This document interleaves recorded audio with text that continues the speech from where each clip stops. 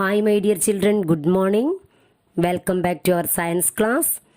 In the last class, we have discussed about pollution, water pollution, air pollution, land pollution, and noise pollution. So, today we are going to the next topic, effects of pollution. Pollution is unhealthy and has long lasting effects on plants, animals, and the environment. Some of the effects of pollution are listed below. First, breathing in polluted air can cause respiratory diseases and breathing difficulties. Breathing in polluted air can cause respiratory diseases and breathing difficulties. Next, air pollution can lead to unnatural rise in the earth's temperature. This is harmful for all living beings. Air pollution can lead to unnatural rise in the earth's temperature. This is harmful for all living beings. Okay? Harmful gases in the air sometimes combine with water vapor and form acid, causing acid rain. Acid rain damages plants, animals, and buildings. Acid rain damages plants, animals, and buildings. Polluted water can cause waterborne diseases such as cholera and typhoid. Polluted water can cause waterborne diseases such as cholera and typhoid. So, we must drink boiled and clean water. Okay. Plants do not grow well in polluted soil. Plants do not grow well in polluted soil. Noise pollution can cause sleep disorders and sometimes loss of hearing. Noise pollution can cause sleep disorders and sometimes loss of hearing. Saving the environment. Our natural environment is an important resource. It must be preserved and protected. Okay, air pollution can be prevented by using non-polluting fuels such as CNG. It is good to walk or use bicycles for small distances. Okay, we use bicycles for small distances. Factories and industries should be located away from main cities.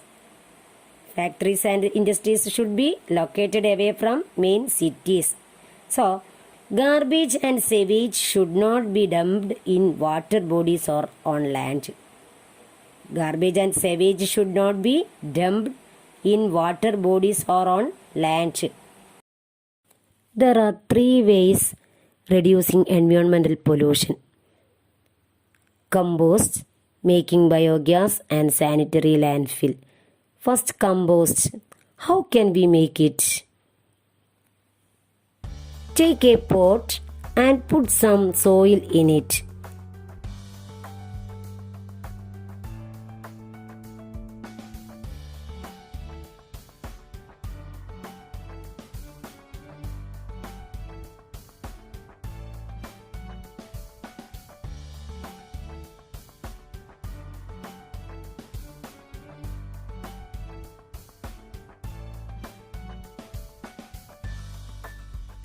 Waste such as leftover food, eggshells, fruit and vegetable peels, and other kitchen waste rot slowly and mix with the soil.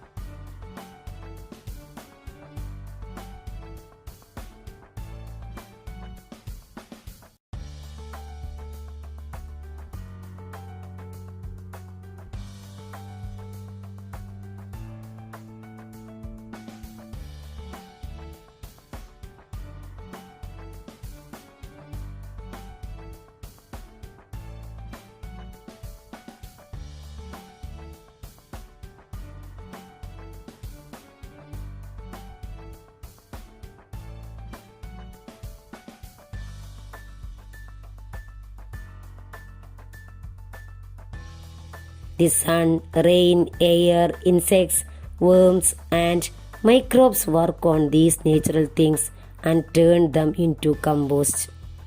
After 1 month, turn them into compost. This process is called composting. Compost is a natural fertilizer and is good for plants. It is used for cultivation. Okay. Waste disposal. Garbage generated in big cities is sometimes disposed of in the open. Such places become a breeding ground for mosquitoes and insects that spread diseases. Please look at picture. Waste being disposed of in the open area. Such places become a breeding mosquitoes and insects that spread diseases. It is therefore extremely important to dispose of waste properly. Let us learn some of the ways of waste disposal. Next, biogas. Biogas is a mixture of gases formed by decaying plant and animal remains. Decaying plant means dead plant and animal remains. It can be produced from animal dung, crop, and vegetable waste and sewage. It is increasingly being used as a source of fuel and electricity. The waste that is left behind is also useful and is used as manure. Biogas is a mixture of gases formed by decaying plant and animal remains. A biogas plant, please look at picture, a biogas plant. Okay. Next, sanitary landfill. A sanitary landfill is a controlled method of solid waste disposal on land. Please look at the picture, a sanitary landfill. In this method, low-lying areas are selected as landfill sites. Solid wastes are spread in layers after sorting and compressing. Okay, the landfill is covered with soil in the end to prevent bad smell and breeding of insects. The landfill sites can be used for reclaiming otherwise useless land by planting trees or building parks, etc. Understand? Some precautions that must be taken in this method of waste disposal are the following. They are: a landfill must not be constructed near residential or agricultural area or the riverside. Okay, first, a landfill must not be constructed near residential or agricultural areas or the riverside.